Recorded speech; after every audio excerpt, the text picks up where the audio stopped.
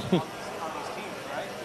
I guess technically on this team, but we're giving that title to Kiz just because of age. Yeah. But experience certainly can go a long way for you, right?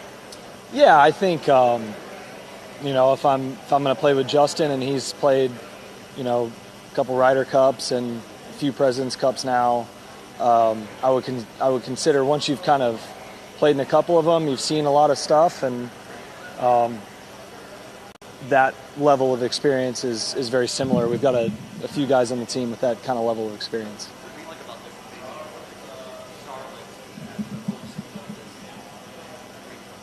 Well, I think it's a really good golf course. I mean, this would be in my rotation every year if it weren't for the Dallas events right after, follow with the PGA and Memorial. It's just, a tough part of the schedule. And hopefully we can work it in the future, because it's just, if you're playing well, you're going to play well, and if you're not, it's going to show its teeth. And the rough being down a little bit will make some shots look like they're easier, but Bermuda with lower rough sometimes plays as hard or harder, because you misjudge the lies. You think it's not going to jump, and it does, or vice versa. So I think it's going to be a great test. The course is in unbelievable condition, as we probably expected it to be, and then we'll probably get a couple different. We'll see a golf course really playing really short, maybe Thursday, and then that weather will come in. We'll get it really cold and maybe playing a bit longer after the cold front comes in. So, two different winds, two different golf courses in a way.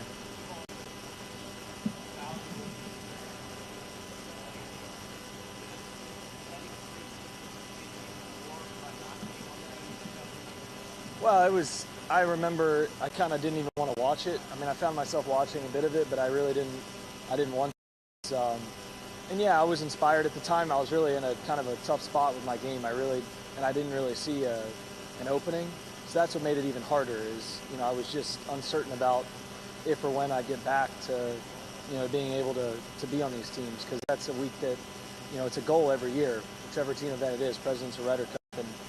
And so yeah, I think the Ryder Cup last year really kind of, that was where I remembered more of missing the one in 19.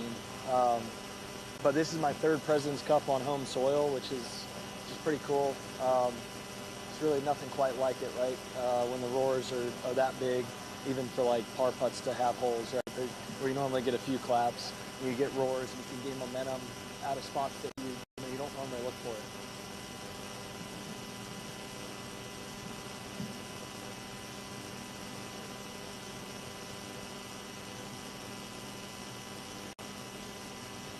I mean, I feel like Freddie's Freddie, and everyone knows what that means, right? I mean, he's just so light.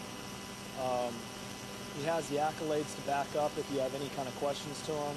He's really seen everything. He's been really close with Tiger for a long time, so you learn a lot from that relationship. And then he's got a great relationship with a lot of these California guys. Patrick's close with him, Xander's close with him, Max. And then, yeah, I mean, being in those team rooms, I mean, he's always shooting messages throughout the years. Would love to get him in a Ryder Cup team room, to be honest. But he's been a great captain, and then, he settles into this assistant role, and he's just, you kind of look over, you're like, oh, hey, Fred, and you just feel like really relaxed. He's a relaxing presence. I mean, he has a way with his own way of words, but I can't think of anything off the bat. But, he's always looking to make things easiest for us.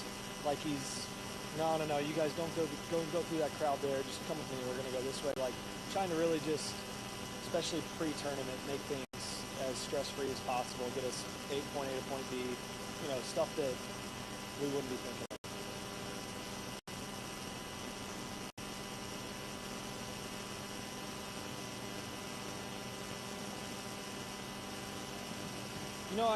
I've found that try to be really passive, and I mean everybody, which is hard for me, right?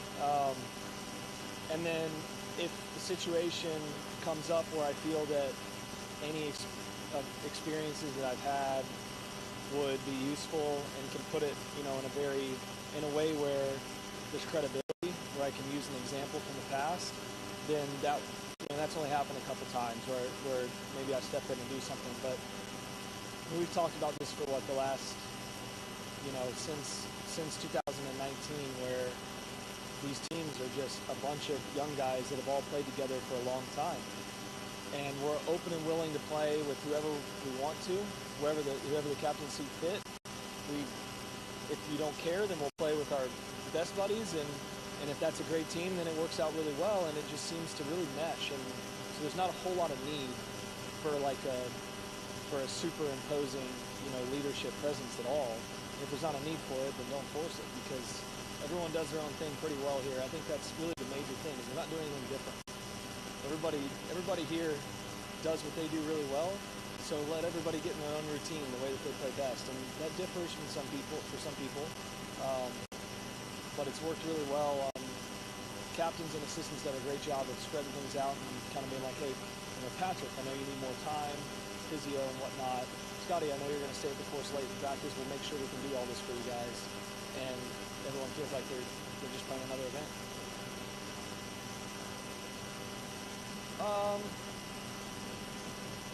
I feel in Paris maybe once,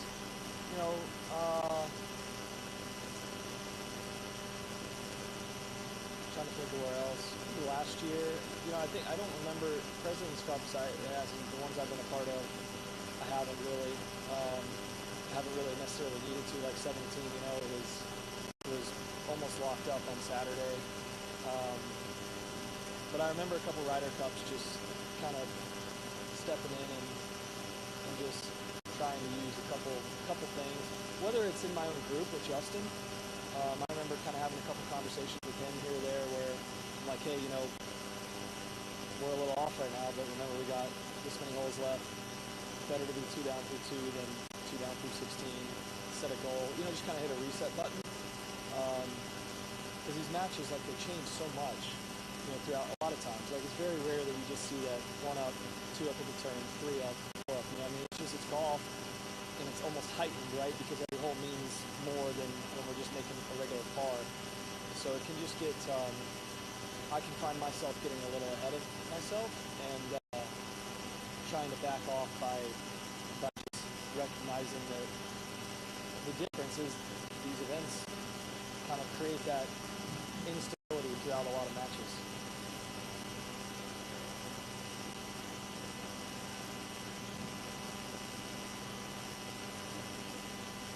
Well, I haven't played with Cameron Young, but I watched him hit 3 drives this morning, and I don't know if anybody could hit a drive like that long and straight. So, I'd say he hits a T-ball. I'd probably pick JT for approaches. I mean, you could go to anybody. Colin for approaches. It's hard because it's like everyone's got a great short game. Xander's probably the most consistent top 10 putter in the world on our team. So hopefully that answered that. Sure, always. That's what it's all about. I'll learn something. I'll try and visualize it going in, and everybody wants to have that putt.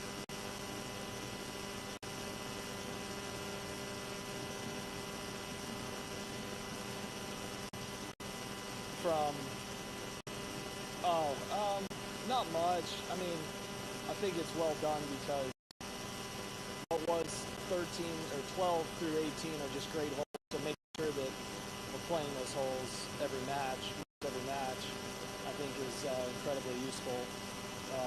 And then, I think it's more just the mentality of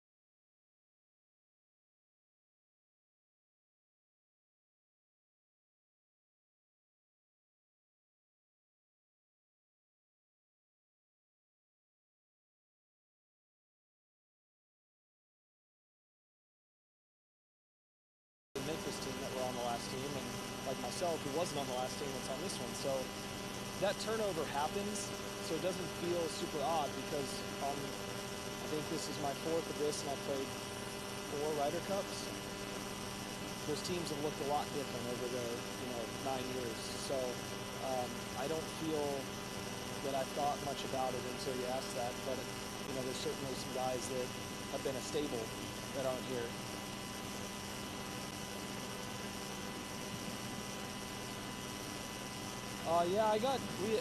Patrick and Xander didn't get in until late, so I just played Justin yesterday, and I got him for a little bit, and then we played against Patrick and Xander today, and we nipped them. I got him for 2 units yesterday, and we got Patrick and Xander for 2 units today. Everyone's units are different.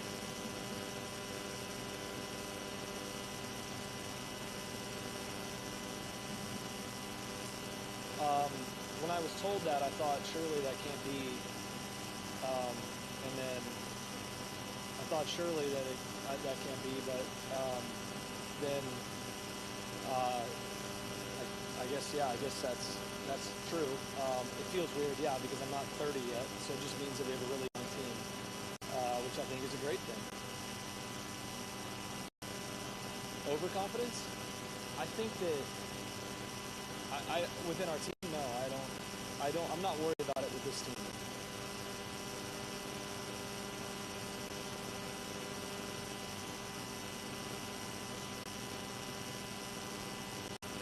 I think that, we haven't really had any team get-togethers yet. We all went to dinner and stuff like that, but we haven't had just the guys on the team for like a meeting, like, hey, stay focused, because it just doesn't seem like there needs to be that.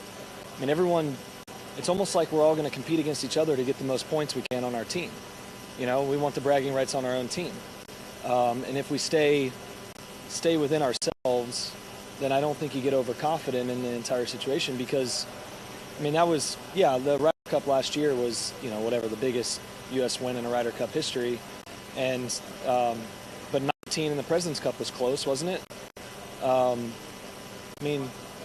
I don't remember the final score. I saw a little bit. Yeah, so, if I have one thing to say about the matter on overconfidence on our team, is recognizing that if you look at the guys on their team and the form they've had the last 6 months, it's really strong. And so I think it's going to be very competitive, and I think we need to be ready for that.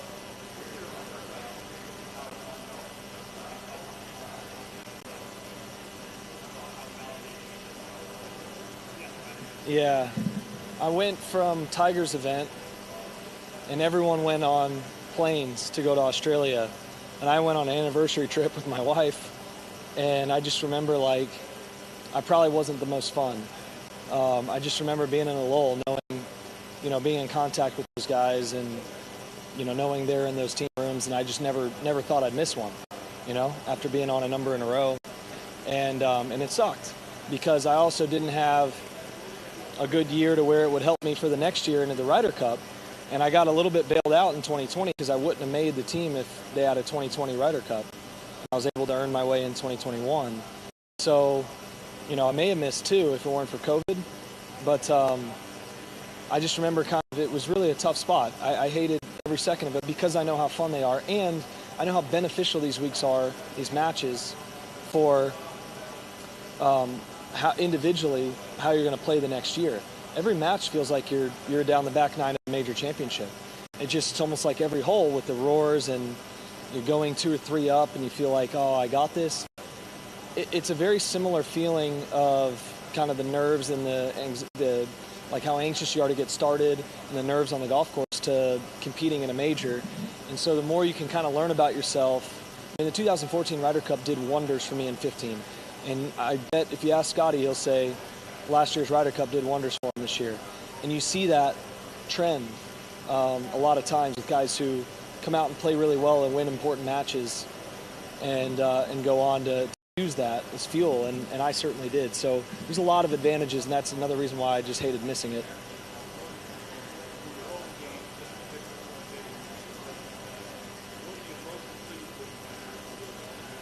I made a lot of progress in my swing in the last week, probably more so than at any point in time in a long time.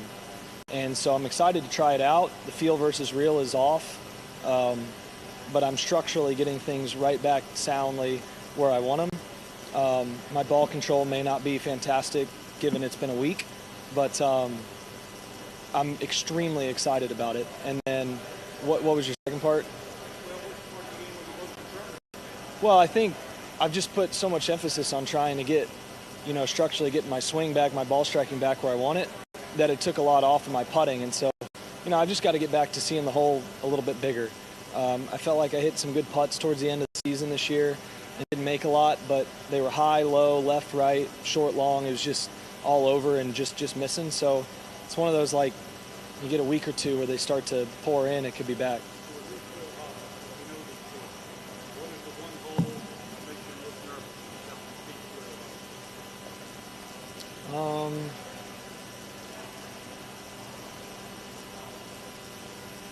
I think that the 17th at Quail Hollow, which is our 14th, the par 3 down the hill, 14, I think it's a really good hole from 175 yards. And I think when you move it back to 230, it doesn't make a whole lot of sense to me. Having said that, I'll stand on the tee confidently and try to get as good a shot I can, but that's probably the hole that would be, the most nerve-wracking shot that you have all day.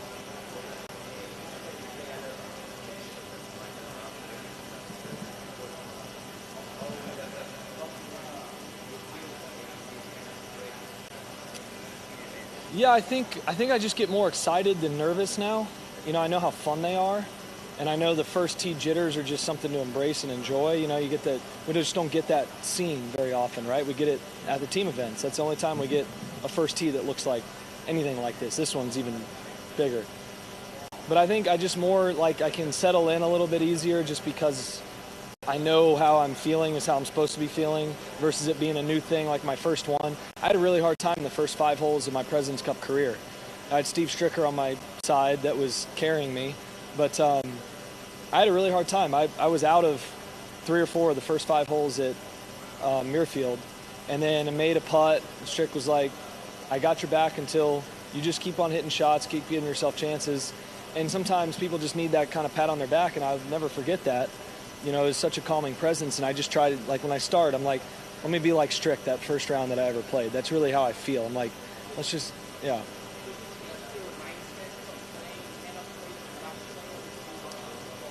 Yeah, I haven't played this course in medal play in 5 years, so I don't know. This course, there is quite a bit of risk reward around the turn, so that'll make a big difference on how we would potentially play it in stroke versus match. And there's a huge difference now. You play it in best ball versus alternate shot, so the format matters a lot too. So the one thing you can do is in best ball, you can play this golf course as aggressively as you really want to, and that's pretty exciting, right? We don't have to back off of anything, and that's fun for us. And then other than that, you got to recognize that, a couple under is a really nice score around this place in alternate shot or an individual play, and so you got to adjust accordingly.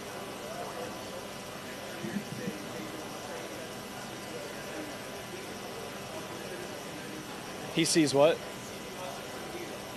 I think maybe just that I've played in more than the other guys. But yeah, I was saying earlier, I've found that the best way I can help from experience is to be passive, let everybody go about, and if there's a situation I can use experience I've had before that can be relatable, that I feel comfortable talking to all these guys as a group or individually, having known them for a long time, and I have trust that they would trust what I'm saying, having been in certain experiences where we've been down, where we've been up, where the mentality has worked, where it hasn't within the team. I've kind of seen it all, right? We've gotten smoked, we've had leads and lost, we've come back, and we've been in the lead and succeeded. So within Presidents and Ryder Cups, I've kind of seen all 4 scenarios, and that makes it a little, I think, if the time became, which it doesn't always happen, I feel like I'm comfortable stepping into that role.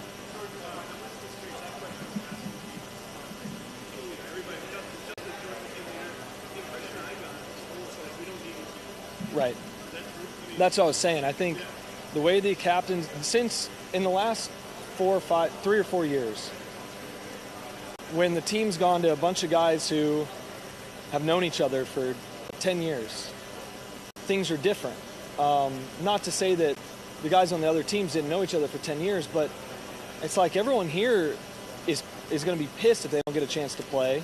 They think they're going to win the most points on the team, and they bet all their house on the ability that they have to do that. But they have so much confidence in everyone else on the team. But it's like, the whole thing last year was the Bryson Brooks scenario, right? There was going in, right? And that never became an issue because of how, they were sitting with each other eating dinner by the second night. So a lot of credit to those that have been in charge and involved, and the captains and assistant captains over the last few team events, of making it essentially, we want to, like, they've got cold tubs ready for us. They've got, if Scotty wants to stay till 6 yesterday, but Cantley doesn't want to he's got to have time to warm up in the morning, everyone do what they're comfortable with. We'll find a way to get you where you need to go, and just be best prepared that you can be. And everyone here's gotten here for a reason. How are we gonna help you individually play your best golf? Because that's what's gonna help the team.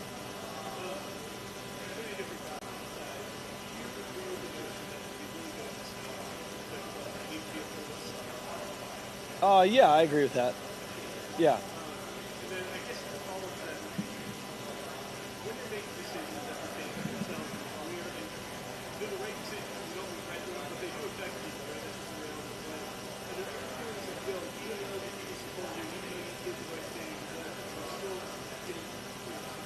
Well, I think on a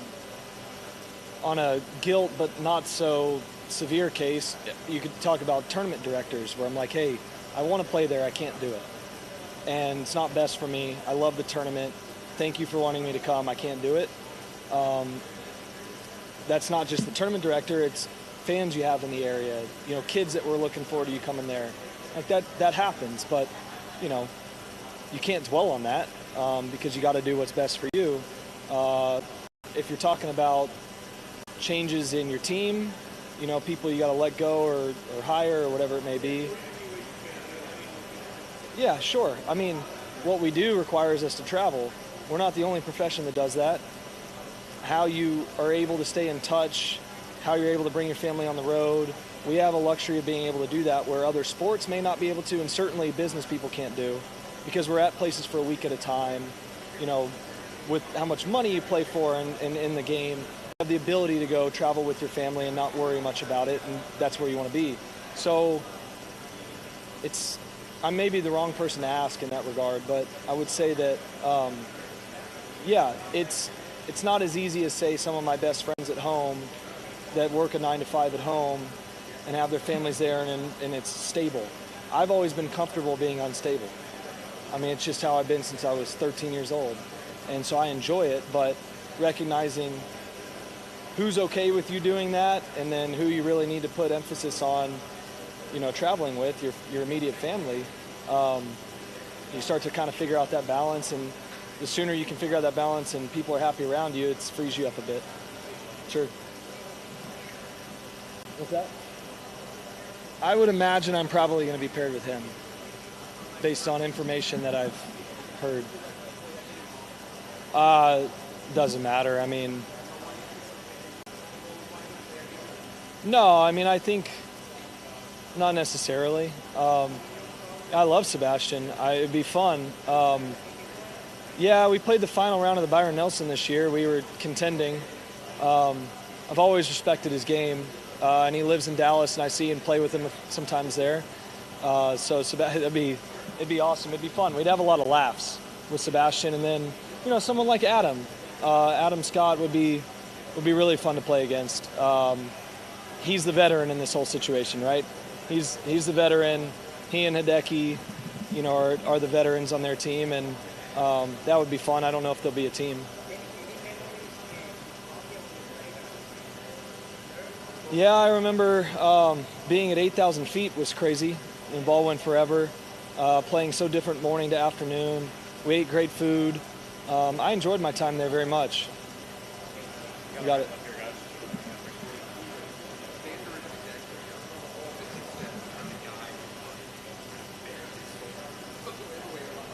sure. Yeah.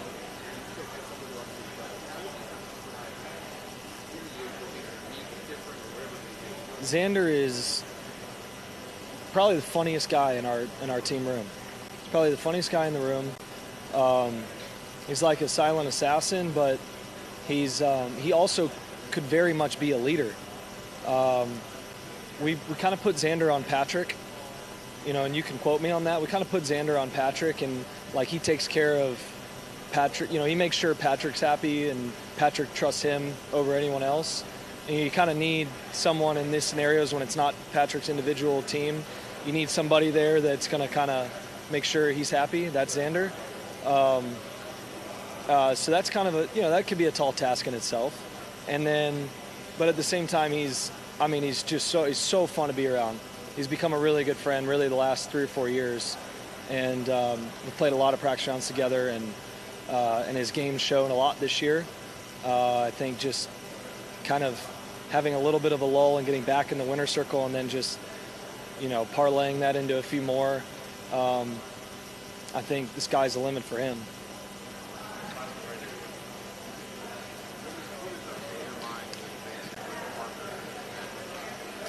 I think somebody that's unapologetic, somebody that, somebody's just going to give it their all. I love Justin's, fieriness. I had that with Patrick as well. With DJ, it wasn't that way, right? We still had a great partnership too. So, games that complement each other are always really nice. You understand, like, with Justin, it's like, all right, you missed that, or I missed that fairway. Okay, well, he doesn't hit every fairway, either. He's a good rough player. We trust each other around the greens, trust each other with speed putts. So it's more like complementing games, but personality-wise, you kind of got to have a little yin and yang in a way. Like somebody that can be a little more chill, somebody that can get it going a little bit more. But I like at least having one, if not both, that have the ability to get quite a bit fired up.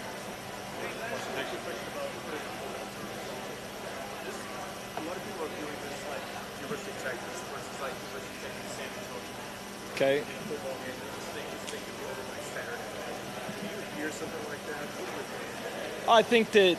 I just think that that's people are looking on paper and not doing any research. So it's frustrating, but it's not out of the ordinary.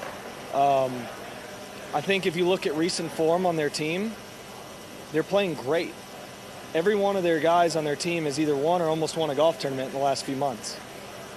If you're playing good, you're playing good. It doesn't matter where you're playing or what situation it is. These guys are playing good golf. And I got a feeling they were preparing really hard the last few weeks. And on our team, we're going to need to equally be, and we are, approaching this, as seriously as we can, as if it's a major championship individually that we're planning on winning. I think it's going to be extremely competitive. I think it's not going to be, it's going to be really hard for it to be a landslide either way. I think that given their form, their recent form, and I put massive emphasis on recent form. And I can tell you, I've missed a cut and won the next week, so it doesn't mean everything. But when you're playing well, you continue to play well, and they've been doing that. So.